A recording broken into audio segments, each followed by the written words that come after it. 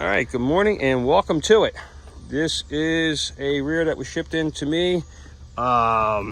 P Tuning is the company, and they did a heck of a job, crating this thing up. I'd rather see them over packaged than under packaged, because under packaged things get damaged. Over packaged is just a pain in the butt, but at least nothing gets damaged. Well, anyway, what we have in here is an AP1 differential, but it came out of a 2007 AP2. So obviously this rear end has been changed at some point in that car's life. See that line there? That's a number 1. That assembly line marking is only present on earlier AP1 differentials. So if you guys ever want to know, an AP1 from an AP2, really a lot of times the telltale sign is that marking right there. If it's an AP2, it'll have a 6 on it, or something like that. Whereas if it's an AP1, it's going to have that number 1 on it. That's an easy sign to show you guys an AP1 rear end without having to, open it up and do further inspection. Also, if this was a 2007 rear end, it would have a vent box on it, not this thimble vent. This is only present on 2000 to 2005 cars, or 99 if you're in Japan. So 99 to 2005, you would see this thimble vent. In 2006, they changed the venting system, and it has a little 45-degree L-shaped tube here, metal tube, attached to a hose with a vent box on the back of this, attached to these studs. Why they changed that, I can't necessarily say why, because I really don't know, but that is a change. All right, let me get this thing further out of the crate and get it inspected and see what we're dealing with as far as damage goes. It's going to be built to a stage 2. It's going to get a 430, sticking with the stock LSD. And we're also going to be doing a set of axles for this job. So, there's the Datsun Daddy Datsun with the LS swap in it. Pretty cool car. I have it out, and you can see it's an AP2 flange. It has the large holes in it for the 10mm fasteners there. It's definitely jacked up. You can hear little crispy pieces inside of it jangling around inside. So yeah, she's broken, and we're gonna fix it up.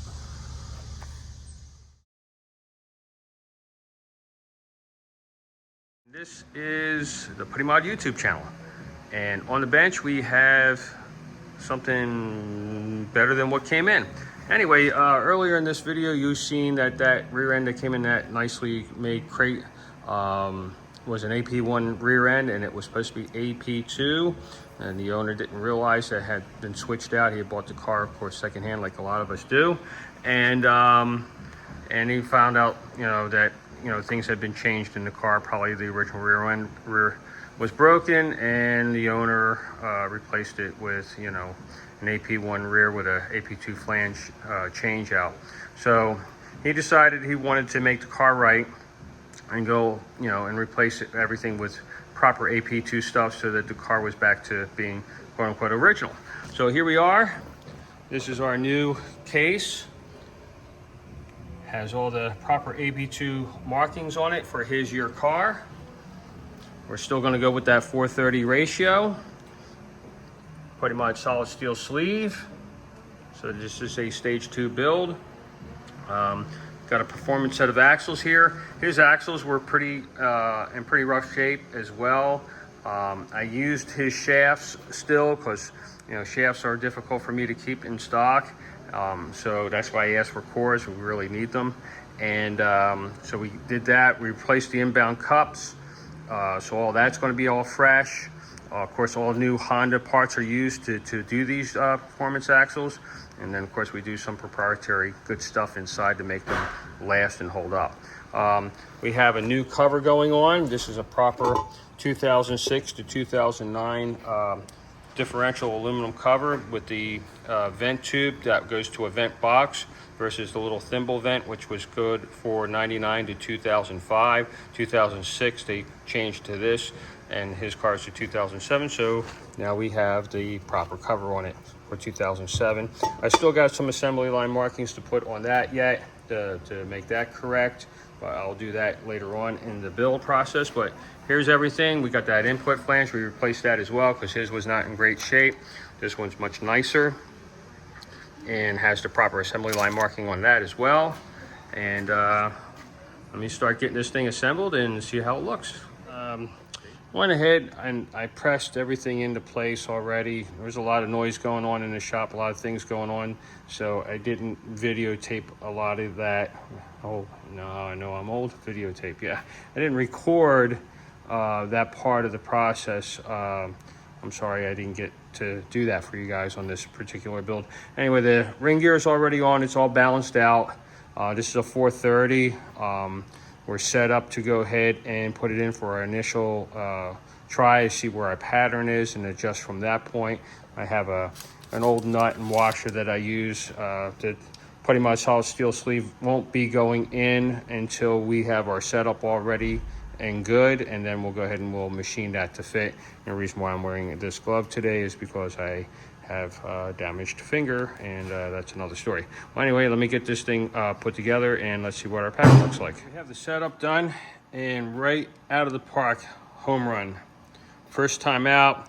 This is the shim size we're using. It's 124 thousandths. It's pretty much a standard for, you know, the 410 and for the 430.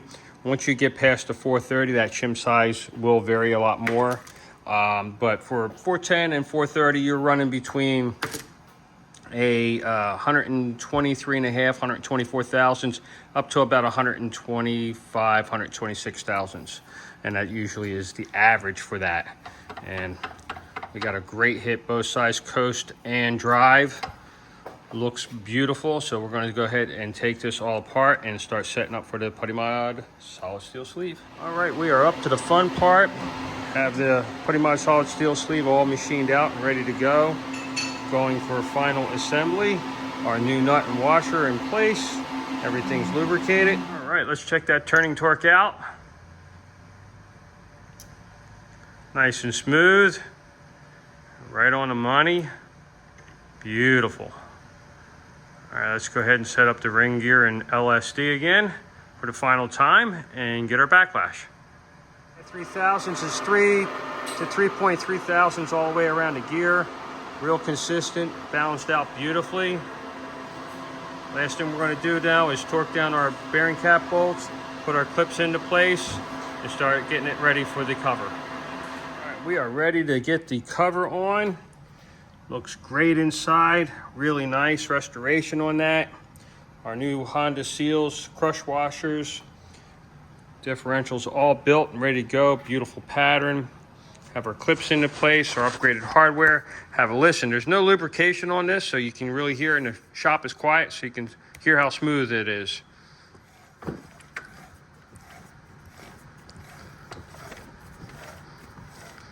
That's nice. Very smooth, very quiet. Really looks good. We got new hardware going in here as well to retain that cover. And it should look fantastic when it's all put together. Before I put this cover on, I just realized I had put down here 410. This is a 430, so I went ahead and I removed that information and put the proper information on there as well, along with the date. So this is a 430 gear ratio, not a 410. 430, I just wrote it wrong. Things happen. I've always got that 410 on the brain. Anyway, let me get this thing sealed up. All right, we're working on the stub axles now for that differential, and just wanted you guys to see the process here a little bit. This is what they kind of look like. Most of them look like when they come in. You know, you pull them out of one of these rear ends, been under the car for, you know, upwards of 20 years or more, and they're pretty bad. They look, you know, they're rusted, stained, got wear, just don't look good. As it gets through the process, it's about middle of the way here. You can see that's a pretty big difference between that and this. It's the other side. So you got that. And then when you're all finished, you got this. Nice and clean. Everything's been polished out.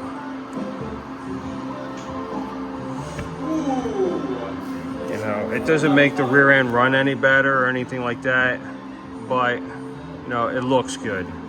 And you feel better about when you open up that box and you get that rear end back and everything looks, you know, super nice, and you feel good about the, you know, the investment you've made. It should look really good and perform really well. It's a combination of both. So a lot of times what you're going to get back from any place else is this. When you come to me, this is what you get back. Something like that. All right, let's continue on. All right, I just finished up the next one here. All polished, cleaned, ready for installation. Installation. You say tomato, I say tomato. As you can tell, I have a bit of a speech impediment. Didn't realize I had one until I started making these videos. Kind of funny.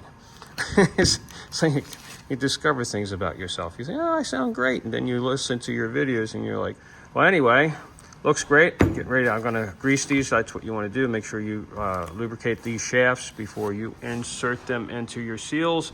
The factory does put a bead of grease on there as well, just in case you don't do the right thing. But I always put a little bit of grease on this and as well on the spline, because it always works out much better. All right, let me get these in. Okay, have the other one in already. This one is just easier to show than the other side is for the install. All right, we got that in. And now we'll go ahead and hit that with the soft mallet.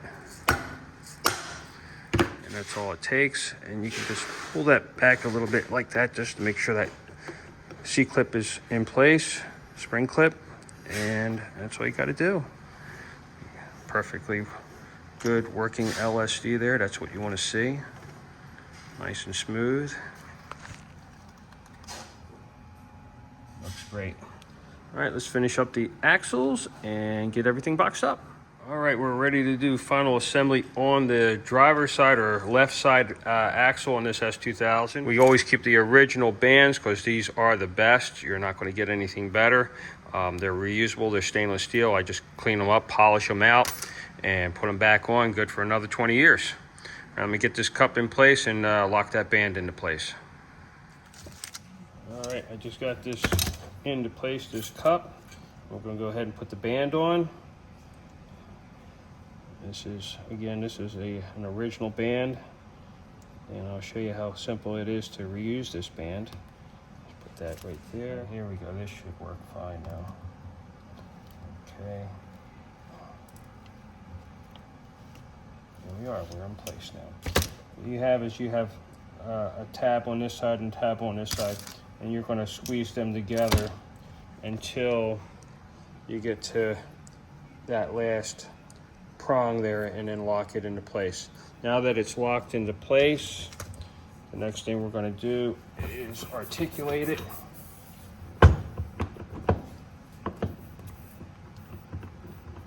Make sure everything is working properly. When you remove one of these things out of the box, if you receive them from me or anybody else, don't pull them out of a shipping carton. You can actually dislocate this CV joint. It's a floating joint. It's not like the other end, which is a fixed joint held in with a clip. The only thing held in with a clip is the tripod. The bearings themselves are floating, so they can fall off the tripod, and then this thing will just kind of flop over, and now you're going to have to send it back to me to put it back together again for you, and then send it back out. So don't pull on this. When you get these things, unwrap them and handle them with care. The other end you can pull on, but again, if this is being hung up inside the carton, you can pull this so far out that you dislocate that joint. Check this out.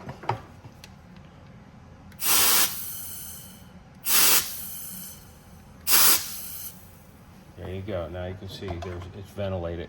The other end is not ventilated. It's not necessary. But the inbound, this is a hot side. This side is necessary to ventilate. Well, we'll go ahead and we'll get the right side, passenger side done. If you're in America or have a left-hand drive S2000, it would be the right side axle we're getting ready to do. And finish it up. All right, stand by. All right, and we are back, all finished up. And I have the differential that was sent in versus the differential that will be going out, and I wanted to show you some more things and summarize the video. Anyway, as you remember earlier in the video, I showed you this mark here. This is AP1. This is what indicates that this is a 2000 to 2003 differential when you see a line like that. Next thing we did here is, this was also AP1, is the thimble vent. That actually went into AP2 all the way up until 2005, and then they converted it over to what you see here, which is this vent tube, and then from this metal tube goes a rubber tube that goes into a vent box that's here. And this is the box I'm speaking of. It says Honda on it, and it goes on the back of this rear end just like this, right where that aluminum mounting bar is, and that hose connects to that nub right there, and that barbed end, and that's how it ventilates through this box right there. So that is the difference for 2006 to 2009. It would get that vent box, as you can see. This rear end is pretty jacked up. It's got a broken gear in it. It'll turn and then it'll get caught. Now it's not getting caught, but there's a tooth in there that's loose, and it's actually causing that thing to stop functioning. But yeah, it's got broken teeth in it. It's pretty messed up, dirty. There was a cracked fin on it, so not a really good core. And so I decided, I didn't decide. I talked to the client about these things, and they decided to go ahead and switch it out to a proper AP2 case, which is what you see here. The 07, that indicates a really late model setup. Since this is a pretty late model, we went ahead and put those assembly line markings on this one. You have this mark here that would have been on the assembly line as well. LSD moves nice and smooth. Everything's set up real nice and smooth here as well on the pinion contacting the ring gear. This is a 430 differential now instead of a 410. It's got the Putty Mod solid steel sleeve in it, so it's an upgraded to a stage 2 standard for this differential. Got the Putty Mod sticker. Back here we have the axles all completed. When these axles came in, they were pretty damaged. In fact, I got a cup here from these axles. Of course, you can see how stub axles come in. You see there's not much difference here on the ones that are actually on this rear end. You see there's a catch right there. It won't move. So even the LSD on this thing is actually jacked up. It's stuck now. Even the LSD in this rear end is jacked up. So this was really bad. This would have cost a lot of money to repair, because that LSD, it's expensive to replace that. It's not included in the the cost of the standard rebuild. If your LSD is destroyed or damaged like that and it has to be replaced, it's going to cost more money, unfortunately, and it's just the way it is. But anyway. This cup has got damaged. Both cups, both the driver's side and passenger side left and right axles were damaged. This is the damage. Let's see if I can get it in there. Yeah, see, you can see that right there. It's all peppered. It's like that in a couple of places on these cups, peppered up. And that's what causes your vibration. So when you're going down the road and you're accelerating and you start to feel vibration in the car, more than likely it's from the CV axles having damage inside that cup like that. Kind of a quick fix to it, a simple fix, is you can take one cup from one side and exchange it to the other and vice versa. And what that will do is that tripod and bearings will ride in a different location inside this cup, away from where that damage is. And that'll buy you some time. You can get down the road usually for another year or two sometimes. And if you take the extra time to kind of smooth that out, you can go over there with a little sander or a little grinder or something like that, and kind of smooth over those rough edges. Back in the day, that's what we were doing years ago, and that would buy you even more time, because now the bearing can ride more smoothly over that surface, and you won't feel anything. The vibration is because that surface is really rough and peppered, and if you can smooth that surface out, it's going to run smoother. So that's just an extra measure that you guys can take as a DIY to save a little bit of money and buy yourself a little bit of time. Be sure that you keep your bearings in the location that they came out of, on the tripod that is. It doesn't matter where it slides into this cup, but on that tripod you really want to keep those bearings on that post that they came from. They run a wear pattern on that, and when you switch those bearings around, sometimes that could lead into actual vibration issues as well. So try to keep those bearings on the same post that they were removed from. So mark things so you put them back as you found them. And even if you're going from one side to the other, from left to right or right to left, just make sure the bearing stays on the post that it was always on. That's just good measure for less likely of any other further issues coming down the road for you once you get it done, switched out. A little bit of fresh grease put in there. You don't want to say, man, I just did this and it's still vibrating. A lot of times it'll be from, if you don't put that bearing back where you found it at, it actually can cause you a little bit of trouble. So there you have it, the before and the after. And these axles look really nice, super good. I cleaned up these shafts well. These were really rough looking. They look much better now. All right, you guys, thanks for watching. Stay tuned for another video. Not sure what one will be next.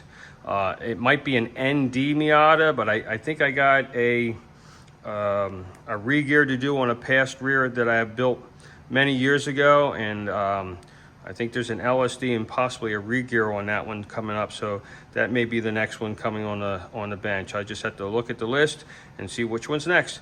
Please stay tuned, send comments or write comments, make comments, say hi, and thanks for watching Putty Mod YouTube channel.